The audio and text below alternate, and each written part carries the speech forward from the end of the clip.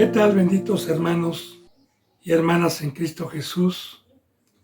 Le doy gracias a Dios con todo mi corazón por estarme permitiendo esta bendita riqueza de poder ser un instrumento suyo en este bendito día sábado, que Dios me está permitiendo este bendito ministerio, y le he pedido, bendito hermano y bendita hermana, para que me permita ser un portador de su bendita sabiduría, de su bendito amor.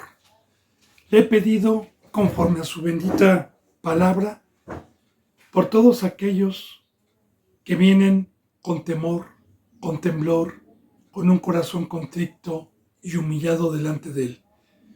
Por todos los que vienen con la esperanza de la vida eterna. Por todos los que vienen con hambre y sed de justicia. Le he pedido por cada suscriptor, por cada seguidor, por los que daban un seguimiento y ya no lo dan más, para que Dios los humille y los traiga de regreso y no se pierdan. Por los que estén predestinados para encontrar estas enseñanzas por este medio o por cualquier otro medio santo puesto por Dios y no por el hombre, para que dé un fruto de vida, de conversión, de comprensión. Así, bendito hermano, he pedido por todos los que estamos aquí en México, en Estados Unidos, en España, en Ecuador, en Perú, en Colombia, en Brasil, en Puerto Rico, en Chile, en la India, en Venezuela, en Argentina, en Japón, en China y en todo lugar donde Dios permita llegar esta bendita palabra. Así me pongo en los pies de Dios, de mi Señor Jesucristo y de usted, para continuar con la enseñanza número 26 en el bendito libro del Antiguo Testamento de Primera de Samuel, capítulo 8, versículo 17. Vuelvo a repetir, Primera de Samuel, capítulo 8, versículo 17. Bendito hermano y bendita hermana, estamos viendo proféticamente en este bendito libro de Samuel, con historias vivas que sucedieron en su momento tal y como las estamos viendo, pero siempre con una enseñanza para nosotros. Estamos viendo cómo cuando el profeta Samuel, estando ya viejo, y que sus dos hijos no estaban en los caminos de Dios, sino que se desviaron, el pueblo empezó a pedir un rey, como ya Dios me lo permitió enseñar en las enseñanzas pasadas, y que Dios les dijo: hazles como están pidiendo, ya profetizando Dios y ya enseñándonos con la bendita palabra como una sombra de lo que iba a venir, el pacto de lo que cuesta tener este rey, de lo que nos pide. Claro, muy importante, bendito hermano y hermana. Dios gratuitamente nos dio la salvación y gratuitamente se nos dio el poder de su bendita presencia para poder tener este fruto que no es a nuestras fuerzas, sino es por medio de Dios, para poder dar esta obra que nos está pidiendo y que estamos aprendiendo desde ayer. Desde dar a nuestros hijos, dar todo. Y pues todo lo que estamos viendo. Ya a los que van dando un seguimiento, qué bueno que lo vayan dando, y vamos a proseguir, porque ayer nos quedamos aquí sobre los diezmos. Y Dios me permitió enseñar ayer, bendito hermano y bendita hermana, en donde viene la primera vez la palabra diezmo. Y de igual manera, una vez que Dios sacó a este pueblo de Egipto y lo hizo participante de las leyes, de la ley de Dios, en el desierto. Una vez que pasaron de la tierra del desierto a la tierra de Canaán, ahí me quedé yo, el por qué el diezmo, esta enseñanza totalmente desvirtuada el día de hoy por los hijos del diablo, y que yo le estoy profundizando a los que son humildes, con la presencia de Dios, con concordancias y con razonamientos, que nos quedamos que cuando Dios les dio la tierra prometida a los que salieron del desierto, que la repartió Dios a las tribus de Israel, a las 12 tribus de Israel, y las repartió por tribu. Pero hubo una tribu a la que Dios no le repartió tierra, que fue la tribu de Leví, la cual Dios escogió en el antiguo pacto para su sacerdocio, para trabajar en su casa y consagrar sus vidas, porque un sumo sacerdote y un sacerdote únicamente estaban para atender la obra, para atender el tabernáculo de reunión. Después el templo, pero así lo empezamos a enseñar. Entonces, bien, cuando a esta tribu Dios en su sabiduría no les dio una tierra como herencia, Dios lo hizo con una sabiduría, porque lo dice la palabra, que Dios lo diseñó así, lo hizo así, para repartir a los levitas por grupos en todo Israel, por cada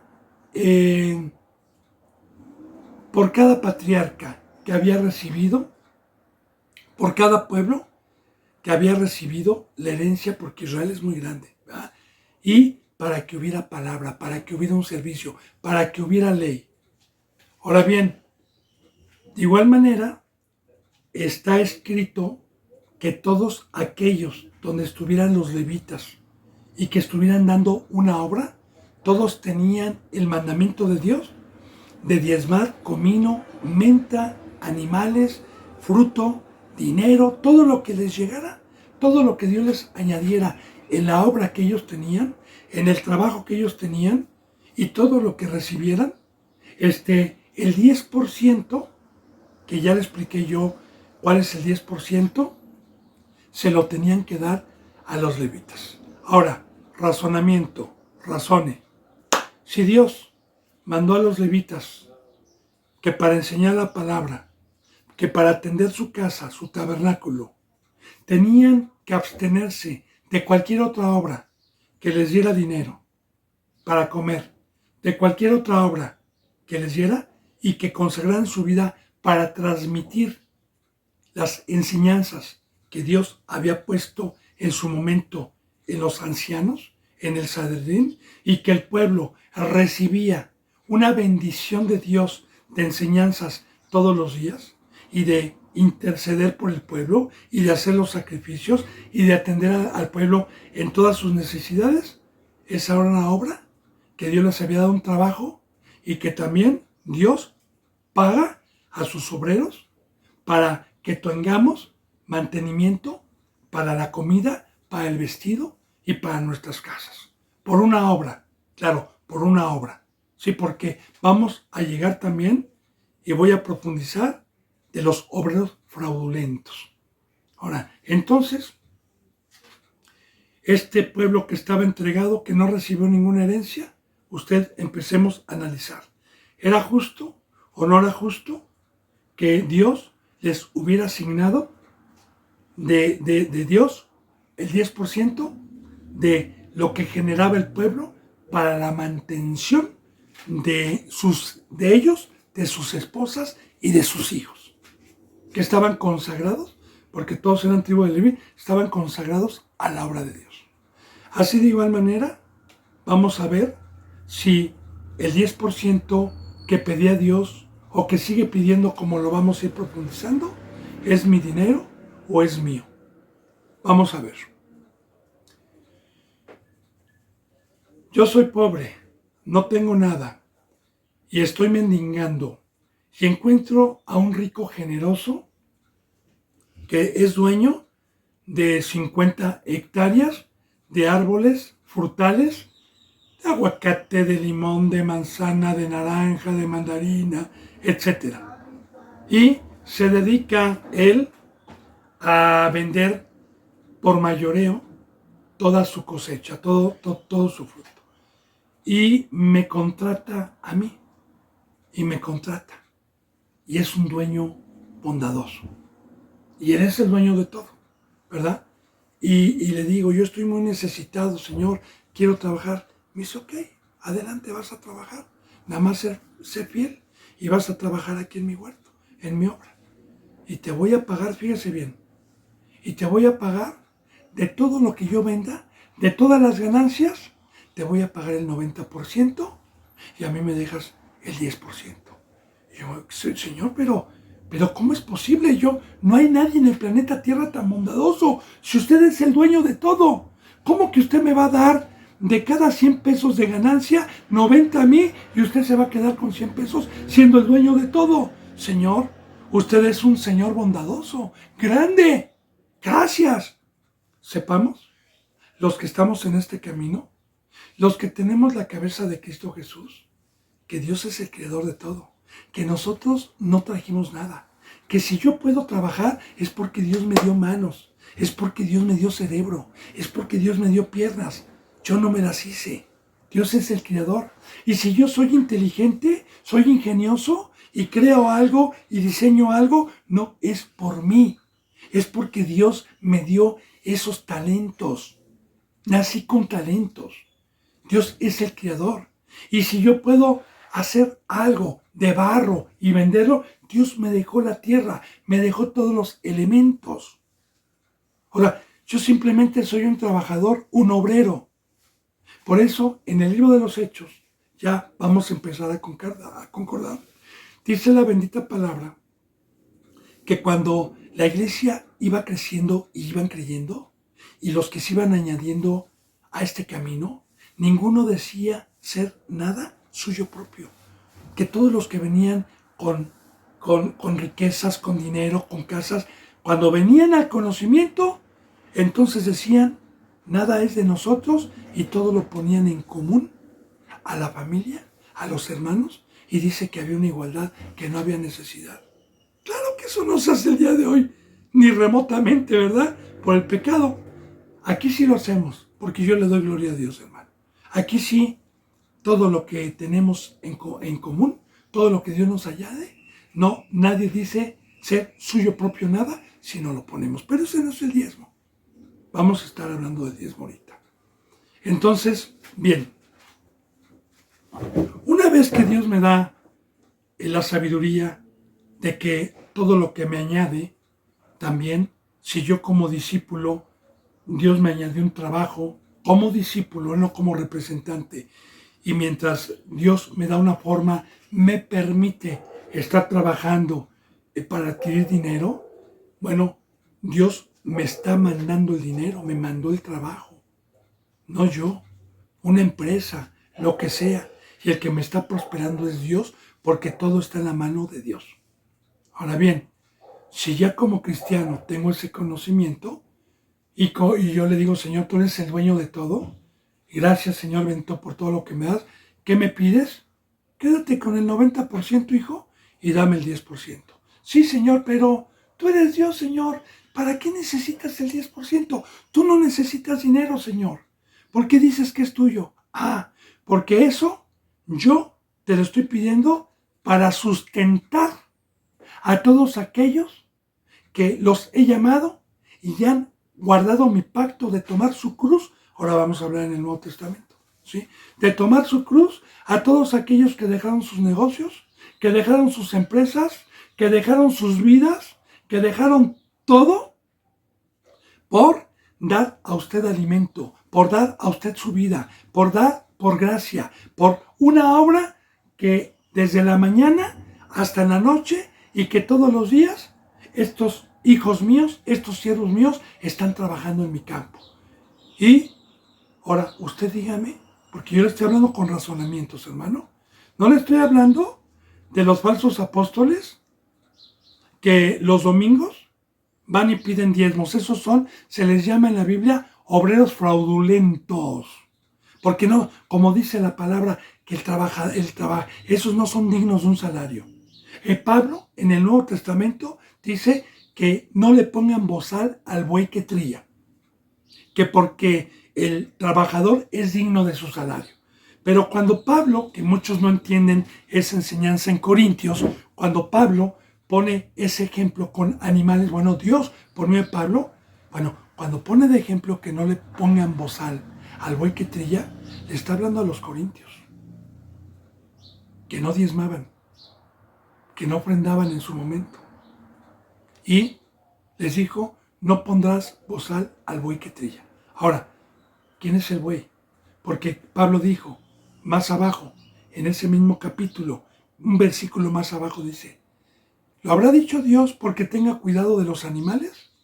No, dice Pablo, no. Ciertamente no lo dijo por los animalitos, lo dijo por nosotros. Y ahí entre, lo dijo por nosotros, dijo Pablo. Ahora, el buey que trilla. Un buey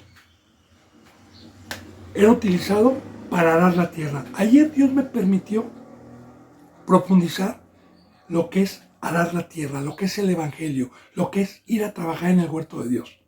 Arar la tierra para sembrar, para cuidar, para regar.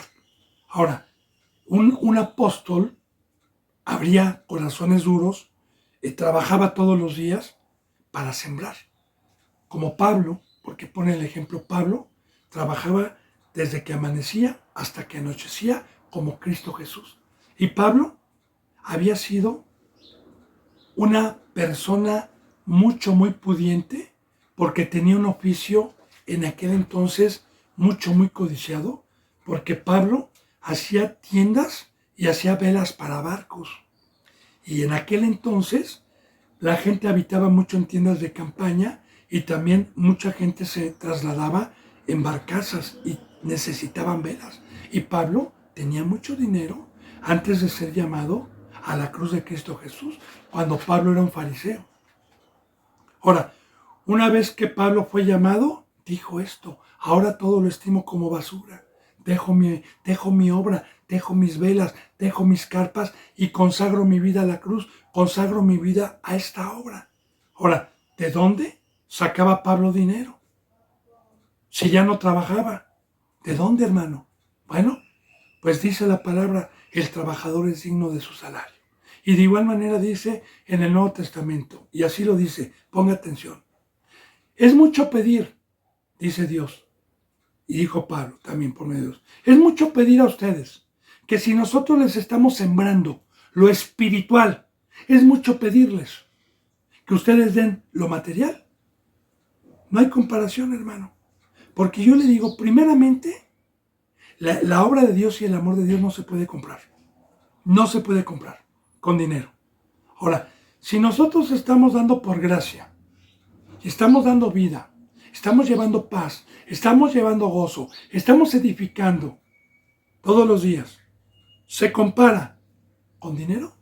¿Se compara con algo material? No tiene comparación. Por eso dice, es mucho pedir que si nosotros estamos sembrando en ustedes lo espiritual, ustedes también siembren lo material. Ahora, ¿quién es el verdadero? Yo estas enseñanzas las puedo concordar y le estoy sacando todos los versículos bíblicos, hermano. Le voy a poner un ejemplo mío, ¿sí? Yo, antes de ser cristiano, tenía en la obra que yo hacía, a lo que yo me dedicaba, tenía en el mundo una vida muy desahogada. Tanto que a los 42 años ya tenía yo una propiedad de 3 pisos. Tanto que tenía coches de colección. Tanto que tenía coches de mi uso y tenía coche mi esposa. Tanto que tenía joyas, oro, plata. Tanto que tenía dinero en el banco. Ahora bien, cuando Dios me llamó y por su gracia creí, porque el tomar mi cruz es dejar mi antigua vida y decir, Señor, mira lo que he hecho, todo eso es vano, hijo, no te sirvió, vente a trabajar y a hacer obras donde atesores, donde no hay ladrón ni polilla, porque todo lo que hiciste, ahí hay ladrón y polilla, hijo. es corruptible, todo lo que hiciste va a desaparecer. Ahora vente, te contrato, como dice la bendita palabra. Mi Padre está buscando adoradores de espíritu a espíritu, porque en espíritu y en verdad es necesario que le adoren. Y me dijo, te contrato, hijo, te voy a preparar, pero es de tiempo completo. Es todos los días, hijo. Es esta obra que mis negocios requieren todos los días y una consagración, hijo. Así que deja todo. Y yo dije, Señor, pero ¿quién me va a sustentar de lo que yo necesito de comida? Me dijo, no te afanes por el día de mañana, por el que vas a comer, hijo, por el que vas a vestir. Ve a las aves del cielo, hijo, que no trillan. Y el Padre y yo que estoy en el cielo, les doy mantenimiento. Ve, hijo, no te preocupes por el que vas a vestir. Ve a las flores, hijo, del campo. ¿Sí? Que ni Salomón se pudo vestir como una de ellas, que es el Espíritu Santo. No te afanes, hijo. No hagas como los gentiles. Entrégame tu vida, porque yo te voy a dar por añadidura lo que tú necesitas, buscando primeramente el reino de Dios y su justicia. Y Dios tiene muchos medios para poderme añadir, hermano. Si usted o si un discípulo, cuando se le da el mandamiento de lo que cuesta tener un rey, como lo estamos viendo, y una de esas muchas cosas es el diezmo, y usted no lo quiere hacer, a mí no me afecta, yo no le voy a estar pidiendo ni voy a estar mendigando un diezmo. Si Dios ve que a mí no me dan mi diezmo, por otro lado me añade. Pero Dios nunca me ha dejado. Porque sí le voy a dar testimonio, hermano y hermana, para gloria de Dios. En todo el tiempo que Dios me ha permitido en estos 18 años consagrado, sin tener otra obra que me dé dinero y que yo tenga que ir a dar, todos estos 18 años jamás me ha dejado Dios con hambre. Ni física ni espiritual. Nunca me ha dejado con vestido. Pobremente, si usted quiere al principio, con lo necesario, porque también dice la palabra, confórmense con el vestir y el comer, con lo necesario, porque las riquezas no provienen de Dios, ¿verdad? Dios jamás me ha dejado de añadir lo que necesita mi cuerpo, buscando primeramente el reino de Dios y su justicia. Algunos diezman, otros no diezman, unos son obedientes, a mí no me importa. Yo doy la palabra y a nadie se le obliga a hacer algo que no quiera hacer o que no haya entendido. Y si lo entendió y no lo quiere hacer, se le llama pecado y transgresión a la ley. Entonces, el diezmo, también quiero decirle, bendito hermano y bendito hermano, algo muy importante, ¿verdad? Dios me ha puesto en mi corazón como siervo que cuando alguien va empezando, yo no le doy esta enseñanza del diezmo. No. De hecho, usted vea en todo las enseñanzas que yo tengo aquí, que son más de 1000 enseñanzas, gracias a Dios, nunca he hecho una enseñanza así específica sobre el diezmo. Que no estaría mal que lo hiciera, porque hay mucho velo y hay mucho engaño, ¿verdad? Sobre el diezmo. Así que cuando Dios me ha permitido ir y traer a una ovejita y que llega por primera vez, se le cuida, se le ama y se le dan los primeros rudimientos, se le hablan del bautizo, del pacto, de la muerte, de Satán, se le dan los primeros conocimientos. Una vez que va creciendo y que va creciendo, tampoco puedo ocultarle yo todos los mandamientos y todos los consejos que Dios da, pero es de acuerdo a un crecimiento, hermano, para que no se vayan, para que cuando lo hagan con un entendimiento y lo hagan dándole gloria a Dios y lo hagan con alegría, y no como hacen en las iglesias, que va llegando uno y todavía no es cristiano y ya están pidiendo el diezmo, que todos los domingos en el 90 y tantos % de las iglesias que hay a nivel mundial, siempre el diezmo, y siempre. Esas iglesias son del diablo, aléjese de ahí. Un verdadero representante no toca la palabra diezmo, y denme, y maldice, y bendice. No, hermano. Un verdadero siervo da su vida.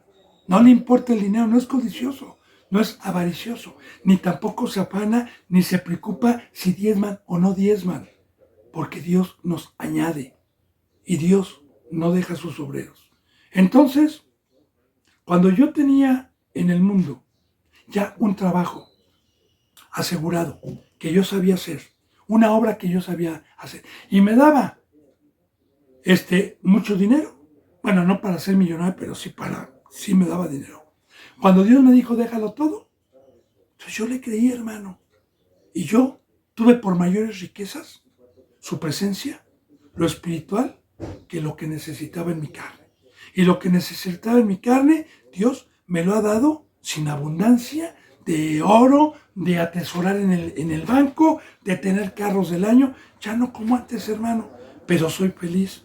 No me hace falta nada. Tengo carritos viejitos, ¿sí?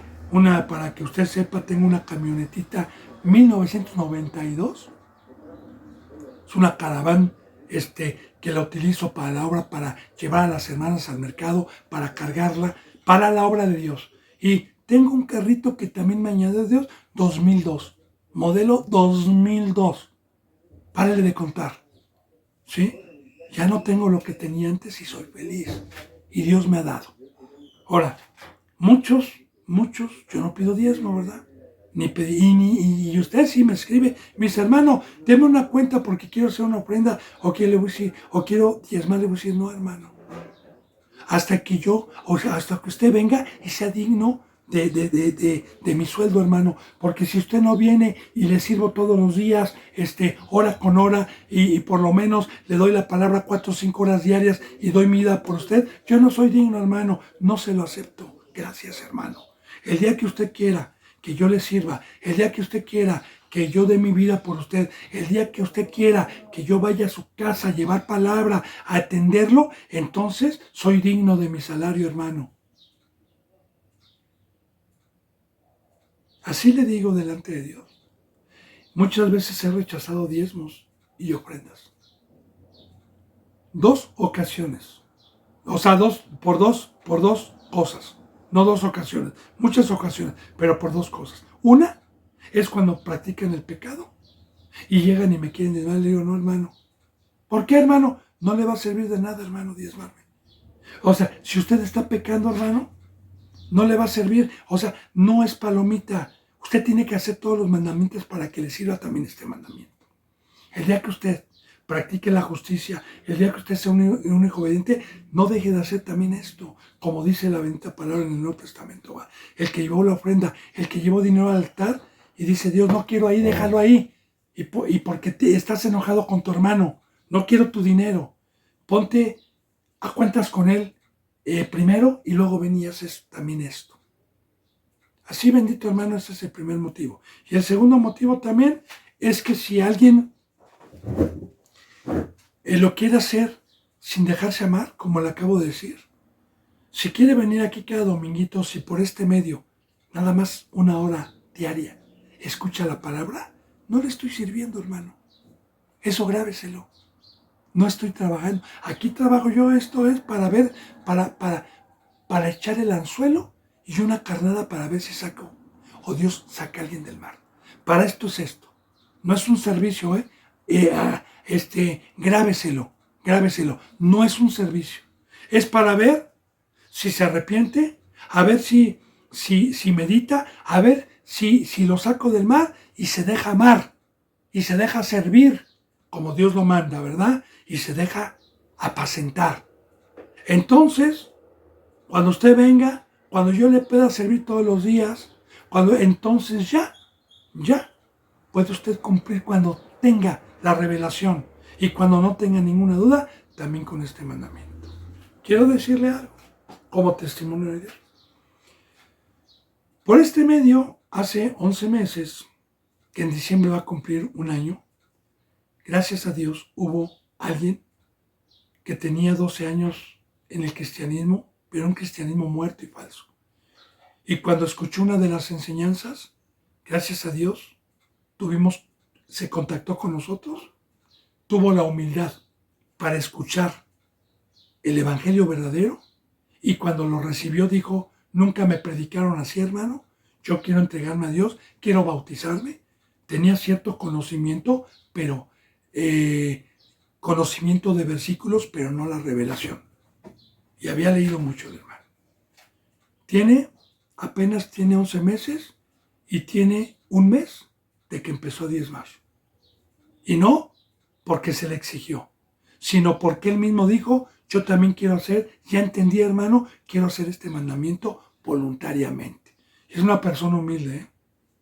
No crea que es alguien. Y yo no voy a decir, ay, porque es humilde, no le voy a recibir el diezmo. No, sí se lo recibo porque todos los mandamientos que uno hace, Dios los bendice y les multiplica. No le voy a, no con dinero, no, con cosas espirituales, que es mejor que el dinero.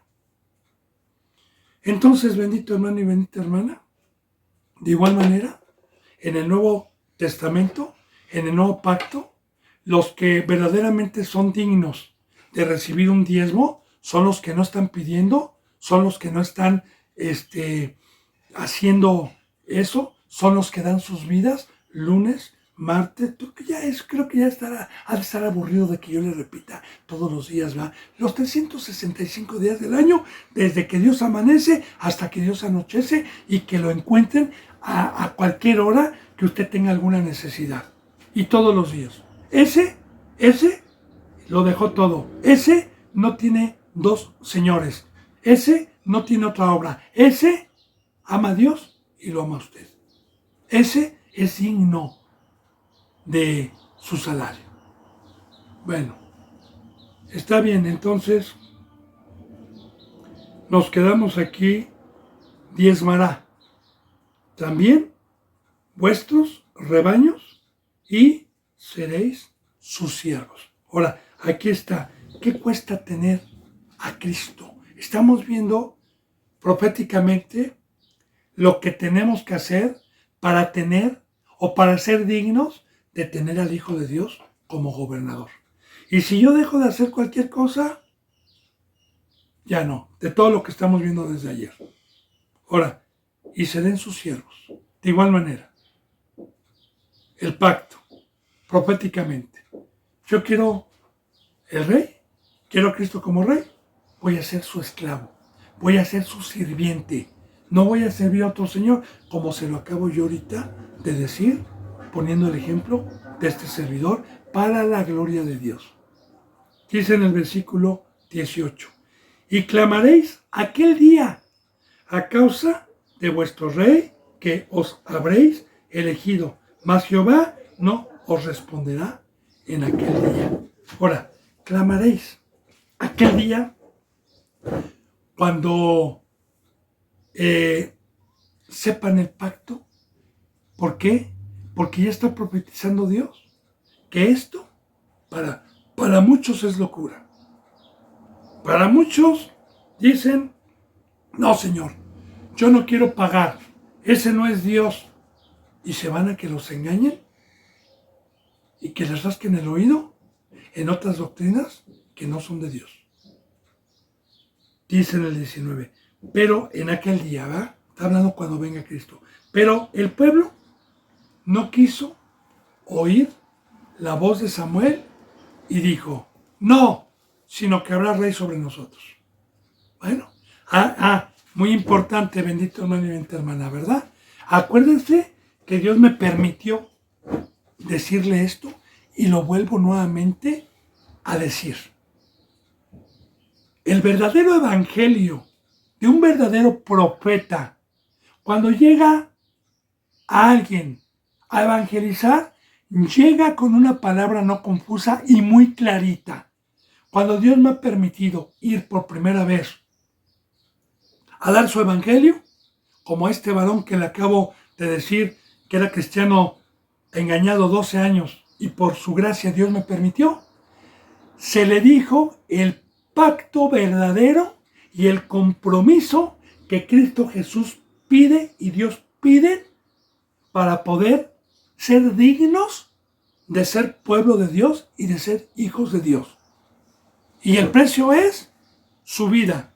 El precio es todo lo que usted posee. El precio es sus hijos, si se casa, sus hijas. El precio es su ganado. Todo para Cristo Jesús. Para muchos locura. Como dicen Corintios, nosotros predicamos a nuestro Señor Jesucristo crucificado. Para los judíos, tropezadero. Para los gentiles, locura. pero para los que creen, poder de Dios. ¿Y qué es predicar a Cristo crucificado? Tu vida.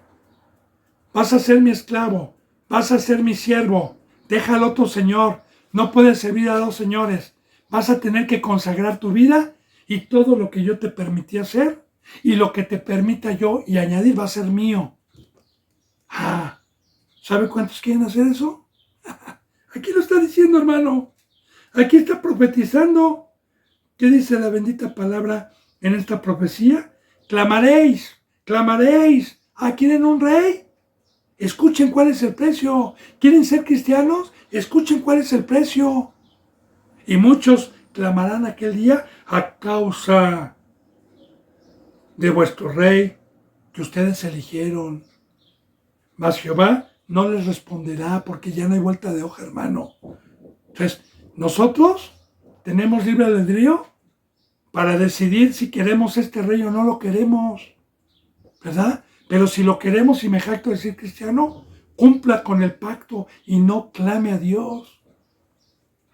Dice, pero el pueblo, a pesar de que se le dijo todo, las condiciones, aún así el pueblo no quiso oír la voz de Samuel y dijo, no, sino que habrá rey sobre nosotros. No importa el precio, no importa, lo queremos.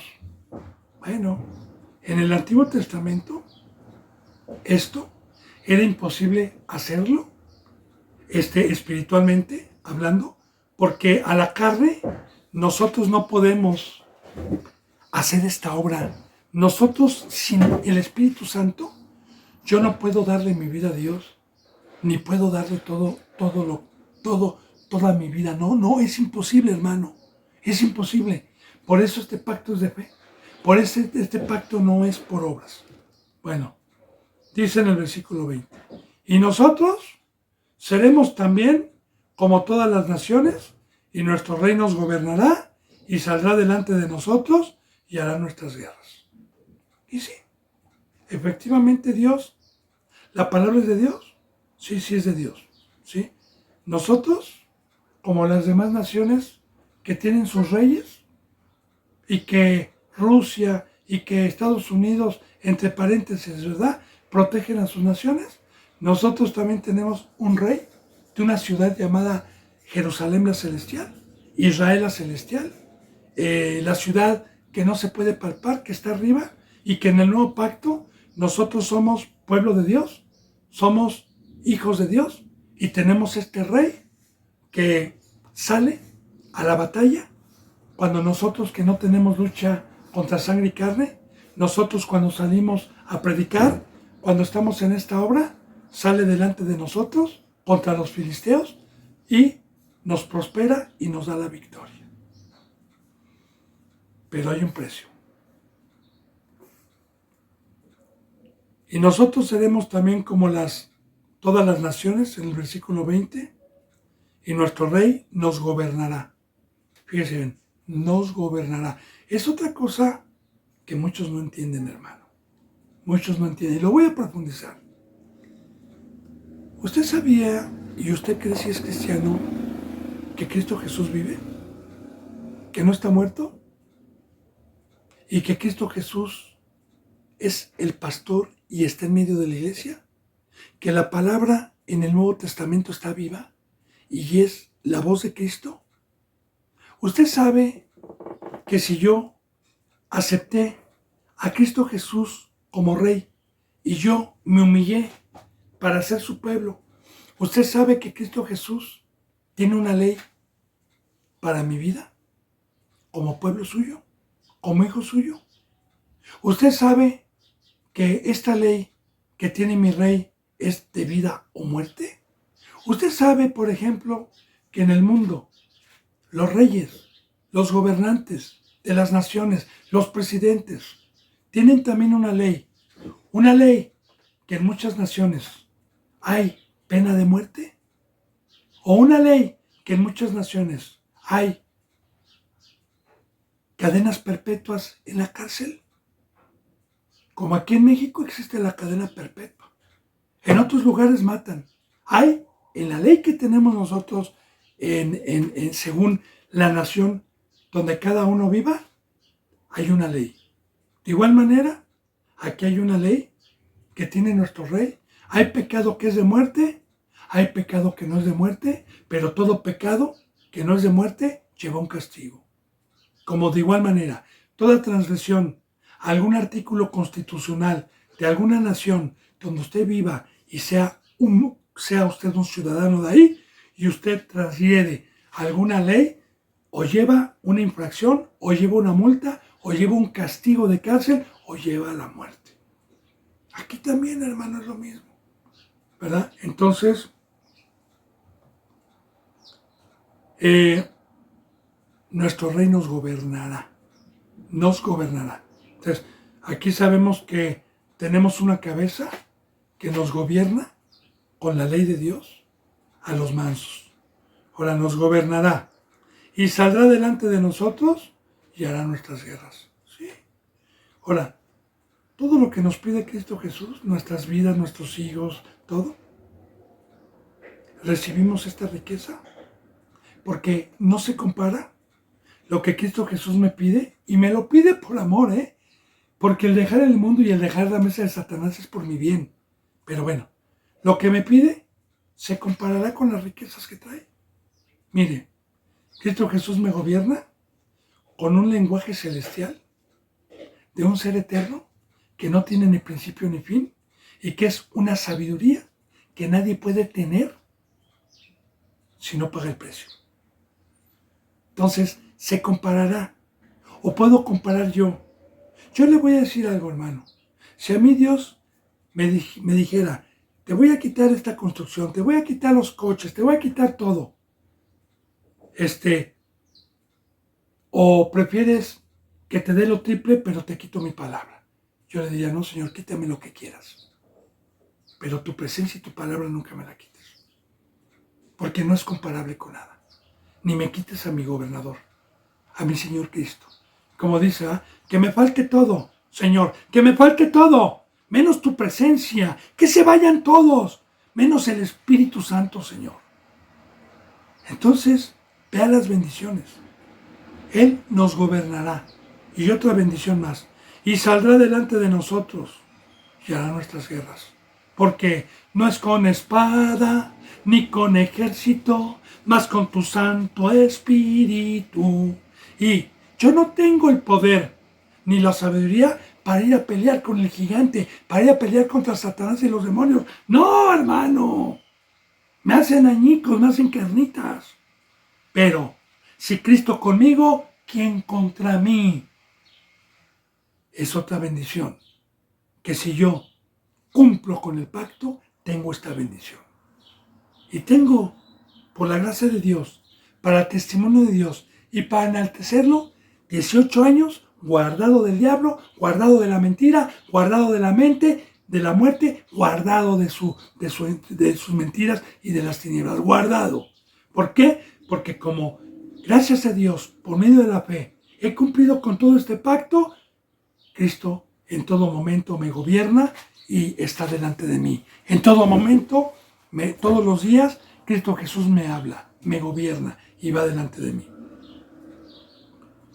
Dice, y oyó Samuel, en el versículo 21, y oyó Samuel todas las palabras del pueblo y las refirió en oídos de Jehová. Ahora, recordemos también lo que estamos aprendiendo. Aquí vemos un profeta sabio, un profeta que conocía a Dios, un profeta que conocía la ley, mas sin embargo no tomaba ninguna decisión propia, sino siempre iba a consultar a Dios. Y no se jactaba de querer arreglar los problemas. Si yo soy muy sabio, soy un anciano ya, tengo tantos años de servir a Dios y hace esto. No, hermano, no. De igual manera, quiero decirle para la gloria de Dios, aquí en esta obra que Dios me ha encomendado, yo no he tomado nunca ninguna decisión propia que no consulte a Dios para poderlo hacer en cualquier situación de su obra. Entonces aquí vemos también la pobreza de espíritu. Entonces dice, las refirió en oídos de Jehová. Y muy importante, en oídos de Jehová. Porque Dios tiene oídos para sus siervos, para los profetas, para los que se humillan, para los que están preocupados por su obra. Ahora dice, y Jehová, porque siempre va a haber una respuesta cuando nosotros estamos ocupándonos de sus negocios, de su obra. Y Jehová dijo a Samuel, oye su voz y pon rey sobre ellos. ¿Ya aceptaron el pacto? ¿Ya les dije mis condiciones? Y esto es muy importante, bendito hermano y bendita hermana, porque a todos aquellos que han venido y han recibido el verdadero evangelio conforme a Jehová y aceptaron a Cristo y quisieron tener este rey y luego transgredieron el pacto, entonces Dios tiene una justificación para juzgar y mandar al lago de fuego y a la vida eterna, porque Dios es un Dios justo. Porque esta riqueza que Dios mandó, esta bendición que Dios mandó, de tener, no por obras, sino por un arrepentimiento, el acceso a esta bendita riqueza, que es tener a Cristo Jesús como Rey y como Gobernador, hay un pacto, hay un precio, que es la cruz, que es la muerte, que es una consagración total, como lo estamos aprendiendo, hermano. Ahora, muchos que Dios me ha permitido predicarles el Evangelio, dijeron, sí me bautizo, sí hermano, sí acepto, y después regresaron para atrás y no cumplieron con el pacto. Pero bueno, y oyó Samuel y Jehová dijo, bueno, si ya decidieron, escucha su voz y pon rey sobre ellos. Entonces dijo Samuel a los varones de Israel, id cada uno a vuestra ciudad, en lo que Dios elige al rey. Ahora, de igual manera aquí vamos a aprender algo muy importante, hermano. Samuel no escogió rey, no escogió rey, ni dijo, a ver, yo voy a escoger, voy a poner a mi hijo, porque es mi hijo como hoy. No, tengan mucho cuidado. Aquí vamos a aprender que Dios también escoge, y no como las iglesias de hoy, ¿verdad? Que ponen, tú ya eres pastor, tú ya eres apóstol, tú ya eres profeta, y los ponen, y son puestos por el hombre y no por Dios. Guárdeme Dios de poner un rey. ¿Por qué un rey? Primeramente hablando de Cristo, pero también un rey representa hoy una iglesia, una congregación, hermano.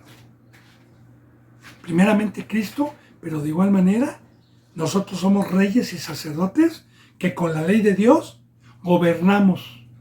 Ahora bien, dice en el versículo capítulo 9, y aquí vamos a aprender también mucho. En el Antiguo Testamento estamos aprendiendo mucho. A los que son humildes, hermano, estamos aprendiendo mucho proféticamente, de también así como acabamos de ver lo que cuesta tener a Cristo Jesús como Rey, también vamos a ver cuáles son los verdaderos representantes que Dios escoge, cuáles son las condiciones y cuál es el fruto para que Dios escoja a alguien que lo va a poner para gobernar. Aquí lo vamos a ver también. Había un varón de la tribu de Benjamín, hombre valeroso, el cual se llamaba Cis, hijo de Abiel, hijo de Seror, hijo de Becorat, hijo de Afía, hijo de un benjamita. Ahora, ya, había un varón, fíjese bien, varón. Cuando Dios habla de varón en la Biblia, y cuando en el Nuevo Testamento también habla de varón, hablan de todos aquellos que tenemos el Espíritu de Dios que no es de cobardía y salimos a la guerra. Porque nosotros sin Dios somos cobardes, los que tienen la presencia de Dios somos hombres cobardes. Somos hombres valerosos. Hombres que van a la guerra. Varones que van a la guerra, como lo vamos a ver. Un varón de Benjamín, hombre valeroso. Valeroso es valiente. valiente. Y fíjese bien, claro que estos, el día de hoy, como una sombra de lo que estamos viendo, los que, como Pedro, cuando recibió el Espíritu, fue y predicó y dijo, ustedes mataron al autor y consumador de la fe, y Pedro y los que lo seguían enfrentaban al diablo y les decía, ustedes son sinagoga, arrepiéntanse, como también Juan el Bautista que les decía, ¿quién nos enseñó a huir de la ira venidera? Arrepiéntanse y hagan frutos. Esos son hombres valerosos que no temen ni tiemblan delante del diablo ni de las congregaciones del diablo.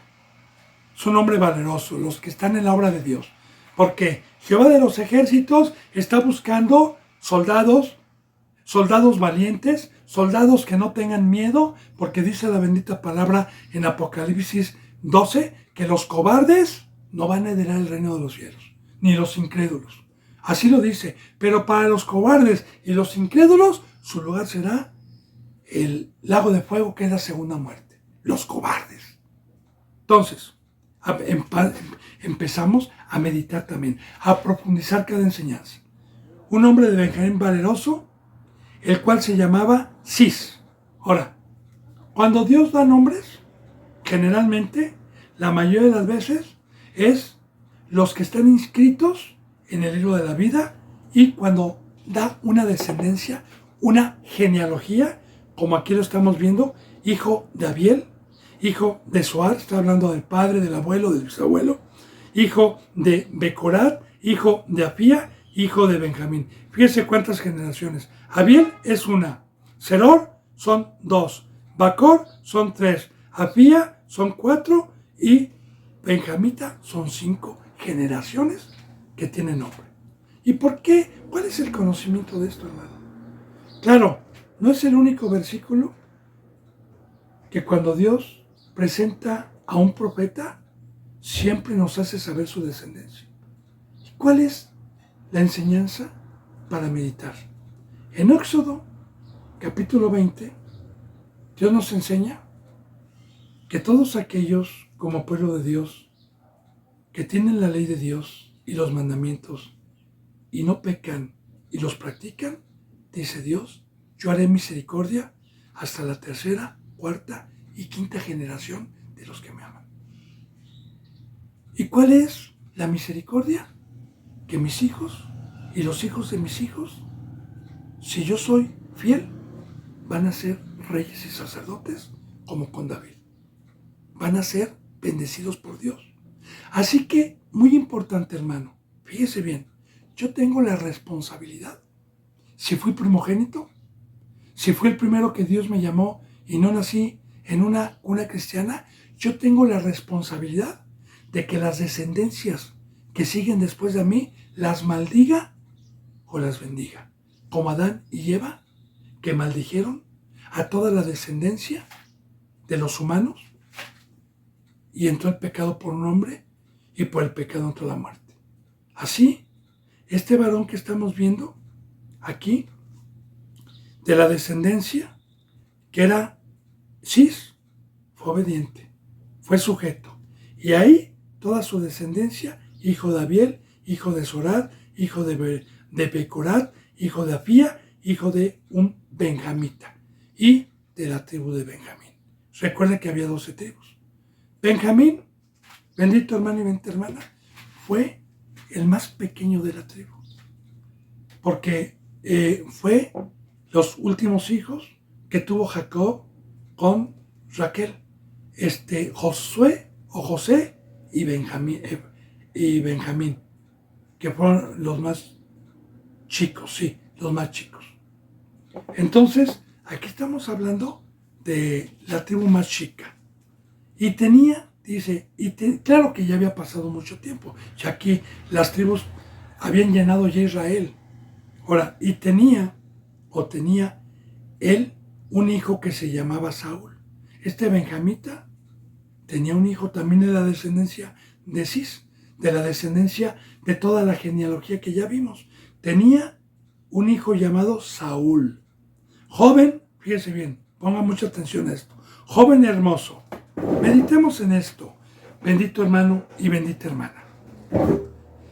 Nosotros, en la carne, en el planeta Tierra, juzgamos las apariencias y podemos decir, ay, mira qué mujer tan fea, tiene nariz de gancho, tiene orejas de malvadisco, tiene ojos de piedra, mira qué festa. Nosotros podemos juzgar.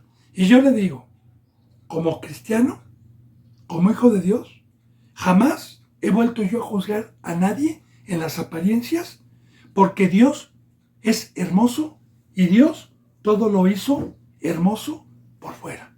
Si yo le digo, ay, qué fea nariz, mira qué bocota, usted está insultando a Dios. Porque Dios nos diseñó así. Le pongo el ejemplo, ¿verdad? Yo, en su momento, hice artesanías de madera, una de ellas fue esta, que yo la hice, me dio el talento, ¿verdad? Ya hice. Ahora, imagínense que la termine, ¿verdad? Y Dios me dé el talento y vaya y alguien me dice, ay, qué feo, qué horrible. Pues no le está diciendo a esto horrible, me está diciendo a mí que la hice horrible. Ahora, Dios nos hizo a todos, hermano, la nariz, los ojos, que para la ciencia y para la tecnología, cada órgano que tenemos es un eslabón de maravillas. Cada funcionamiento que tenemos en el cuerpo humano es una maravilla, que sigue siendo un eslabón perdido para la medicina. Es una maravilla el cerebro, es una maravilla mi nariz, una maravilla todo lo que tengo, es una maravilla de Dios. Pero aquí vamos a hablar espiritualmente. La hermosura no es por fuera. Es muy importante también decirle que la Iglesia Católica, que no la juzgo, siempre va a presentar la imagen de nuestro Señor Jesucristo con ojos azules y grandes, con nariz respingada, con caireles, güerito. Y no, hermano, si usted busca, por ahí está, más o menos, la verdadera imagen de Cristo sacada por una carta de aquel entonces, de Herodes, que preguntaba y decía, díganme, ese rey o ese judío que está moviendo tanta gente, en una carta mandó decir a uno de sus siervos que todavía existe esa carta y está en un museo, dice, díganme específicamente cómo es. Y le contestaron y le dijeron, y esa carta donde describen a Cristo, de ahí se sacó un rostro semejante de cómo podía haber sido nuestro Señor Jesucristo por fuera. Y nada, no tiene nada que ver con un güero, con ojos, nada que ver, hermano, nada que ver. Ahora bien, la belleza no es por fuera. La hermosura, bíblicamente, en el Nuevo Testamento, es por dentro. Y la hermosura es Dios dentro de nosotros. Y recuerde, nosotros como pueblo de Dios, o tenemos a Dios, o tenemos un lobo rapaz, o estamos llenos de huesos muertos, y somos sepulcros, de huesos muertos adentro, que apestan. Entonces, por dentro, nosotros no podemos ver a alguien como los pecadores no pudieron ver que Cristo Jesús en todo momento trajo a su Padre, que su Padre representa hermosura. Y de igual manera muchos ponían su mirada en los fariseos, que tenían lobos rapaces y por dentro apestaban. Ahora, la hermosura el día de hoy es la santidad.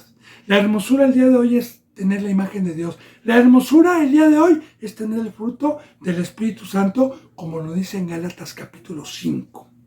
Ahora, aquí representa entonces, bendito hermano y bendita hermana, que Dios va a escoger hoy como gobernador, como iglesia, a alguien que haya sido transformado de un animal, a alguien que haya sido pecador y que lo haya transformado para que Dios le pudiese dar la llenura de su presencia y tuviese el fruto de bondad. Esa es la hermosura, hermano. Mira, hermano y hermana, se me ha ido la hora. Aquí, mañana, voy a seguir profetizando lo de la hermosura, aunque ya hice la introducción, ya profundicé, pero vamos a concordar mañana, si Dios quiere, algunos versículos ¿verdad? Como Dios me lo está permitiendo para edificar más lo que Dios nos está permitiendo proféticamente, lo que iba a venir. Así que yo les mando un abrazo, el beso del ósculo santo y hasta mañana si Dios lo permite y gracias.